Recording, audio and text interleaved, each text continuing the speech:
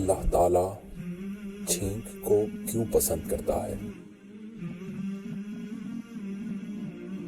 آپ صلی اللہ علیہ وآلہ وسلم نے ارشاد فرمایا،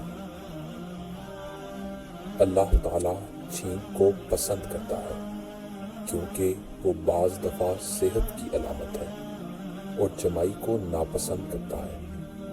اس لیے جب تم میں سے کوئی شخص چھینکے تو وہ الحمدللہ کہے، لیکن جمائی لینا شیطان کی طرف سے ہوتا ہے، اس لیے جب تم میں سے کسی کو جمائی آئے تو وہ اپنی طاقت و قوت کے مطابق اسے روکے، اس لیے کہ جب تم میں سے کوئی جمائی لیتا ہے تو شیطان ہنستا ہے۔